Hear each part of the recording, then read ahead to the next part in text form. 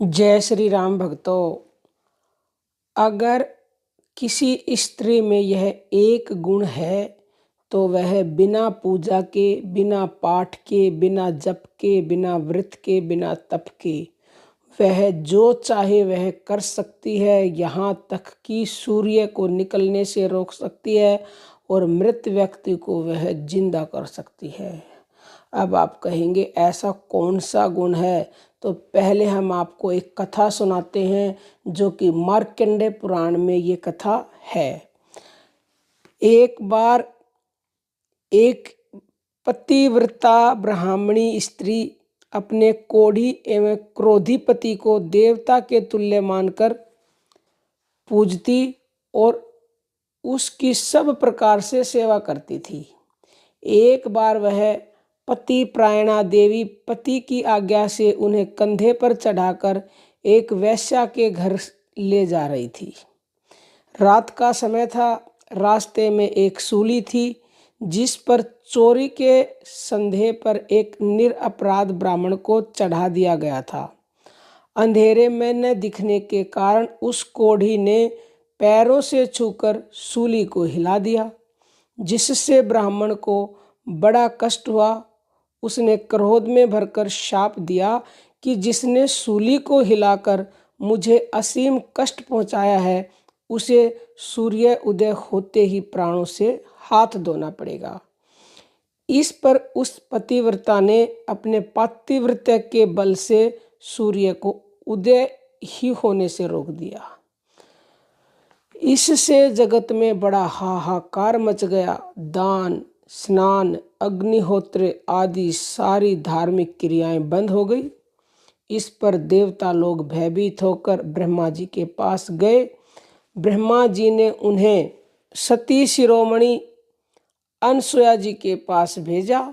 अनसुया जी उन्हें आश्वासन देकर उस पतिव्रता ब्राह्मणी के पास गई। उन्होंने उसे समझाया कि देखो बहन, सूर्य उदय न होने से संसार का उच्छेद हो जाएगा, इसलिए तुम देवताओं पर दया करके सूर्य को उदय होने दो, जिससे जगत के सारे कार्य यथावत होने लगे।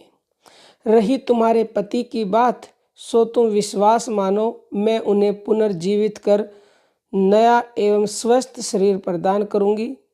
ब्राह्मणी ने अनसुया जी की बात मान ली और उसने सूर्य उदय को रोकने का संकल्प छोड़ दिया। फिर क्या था, पुनः सूर्य उदय हुआ और सूर्य उदय होते ही ब्राह्मण के प्राण पखेरु उड़ गए। देवी अनसुया ने उसी समय संकल्प लिया कि ब्राह्मण रोग से मुक्त हो, फिर से तरुण हो जाए और अपनी स्त्री के साथ पुनः 100 वर्षों तक जीवित रहे। बस अनसुया जी के इस प्रकार संकल्प करते ही ब्राह्मण रोग मुक्त तरुण शरीर से युक्त होकर पुनः जी उठा। देवता लोग सती शिरोमणि अनसुया जी की जय जयकार करने लगे और उनसे वर मांगने को कहा। तो अनसुया ने यही वर मांगा कि ब्रह्मा, विष्णु, महेश तीनों महान देवता उनके पुत्र रूप में प्रकट हों। देवता लोग तथास्तु कहकर अपने अपने स्थान को चले गए। इस कथा से पता चलता है कि पतिव्रता स्त्री अपने पातिव्रत्य के बल से क्या नहीं कर सकती। और अनसुया ही नहीं, वो ब्राह्मणी भी पतिव्रता थी। और सावित्री सत्यवान की कथा आपने सुनी हो तो सावित्री ने भी अपने पति के प्राण बचाए थे पातिव्रत्य के धर्म के कारण ही।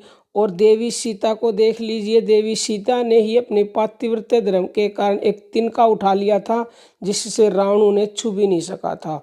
तो पातिव्रत्य गुण जिसमें है, जो स्त्री पतिव्रता है, जिस स्त्री ने दूसरे पुरुष का कभी स्पर्श नहीं किया, अगर किया भी है तो अपने भाई के रूप में किया, पिता के रूप में किया, पुत्र के रूप में किया है, यानी कि अपने पति के सिवा वो किसी दूसरे को बुरी नज़र से नहीं देखती, तो वह स्त्री इस गुण के कारण जो चाहे वह कर सकती है। भगवान के सिंहासन तक को वह हिला सकती है। और फिर ब्रह्मा जी के अंश से चंद्रमा हुए अनसुया जी के, विष्णु के अंश से भगवान दत्तात्रेय और रुद्र के अंश से महर्षि दुर्वासा हुए। और ये तीनों ही पुत्र अनसुया जी के हुए क्योंकि उन्होंने ये मांगा था और उन्होंने देवताओं ने उसको वरदान दिया। तो भक्तों, अगर आप पुरुष हैं, आपकी स्त्री में ये गुण है तो धन्य है आप। और जो स्त्री पातिव्रत्य धर्म का पालन करती है वह भी धन्य है और वो अपने पातिव्रत्य धर्म से सब कुछ कर सकती है। तो अगर ये वीडियो पसंद आया है तो इसे ज़्यादा से ज़्यादा शेयर करें। बहुत ही जल्द मिलते हैं किसी नए वीडियो में, तब तक आप खुश रहें, स्वस्थ रहें। जय श्री राम।